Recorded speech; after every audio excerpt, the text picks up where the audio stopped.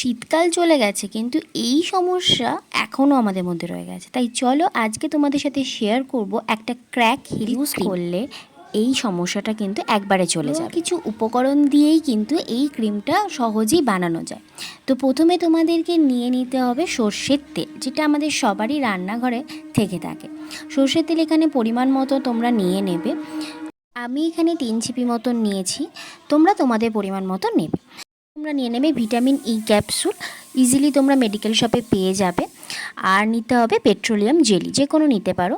প্যানটাকে ফার্স্টে গরম করে নিতে হবে, তার মধ্যে একে একে সব এগুলো আমাদের নিয়ে নিতে হবে। প্রথমে আমি সর্ষের তেলটা নিয়ে নিলাম, তারপরে অ্যাড করব পেট্রোলিয়াম জেলিটা এবং সেটাকে কিছুক্ষণ গোলার পরে এটা মোমটা দেওয়ার পরে আর কিছুক্ষণ নাড়িয়ে তারপরে গ্যাস থেকে নামিয়ে নিতে হবে।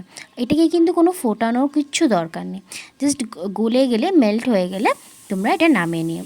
মোমবাতিটা গলে গেছে এবং সলতেটা আমি এখানে ফেলে দিচ্ছি। থেকে নামিয়ে নিয়ে ঠান্ডা করে তারপরে আমি অ্যাড করে দেবো ক্যাপসুলটা। তোমরা তোমাদের অ্যাকর্ডিং অনুযায়ী দুটোও নিতে পারো, আমি এখানে একটাই নিচ্ছি। তৈরি হয়ে গেছে, জাস্ট এটাকে ভালোভাবে মিশিয়ে নাও এবং মিশিয়ে নেওয়ার পর তারপরে খালি কন্টেনারের মধ্যে এটাকে ঢেলে নাও।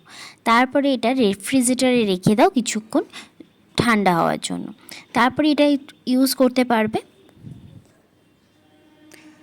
অ্যান্ড দেখো রেফ্রিজারেটর থেকে বার করে নিয়েছি আমি কিছুক্ষণ পরে, এটা ঠিক এরকম একটা টেক্সচার, ক্রিম টেক্সচারে চলে আসবে। অ্যাপ্লাই করার প্রসেসটা হচ্ছে রাত্রিবেলা শোয়ার আগে পাকে ভালো করে পরিষ্কার করে নিয়ে যেখানে যেখানে এই সমস্যাটা হয়েছে সেইখানে লাগিয়ে নেবে, ভালো করে মিশিয়ে নিতে হবে। এবং তারপরে কোনো সুতির মোজা কিছুক্ষণ, যাতে ক্রিমটা যাতে কোথাও আমাদের লেগে না যায় সেই জন্য মোজাটা পরে নেবে। রাতে শুয়ে মোজা পরে শোয়ার কোনো দরকার নেই, কি আধা ঘন্টা কি 15 মিনিট মতন মোজাটা পরে নেওয়ার পর মোজা খুলে শুয়ে পড়বে এবং দেখবে খুব তাড়াতাড়ি রেজাল্ট পাবে তোমরা। কিন্তু এটা প্রতিদিন ইউজ করো, টানা 15 দিন, দেখবে ঠিক রেজাল্ট তোমরা। এটা যদি ভালো লেগে থাকে, হেল্পফুল হয়ে থাকে আমার চ্যানেলটাকে প্লিজ সাবস্ক্রাইব করে দিও। টাটা।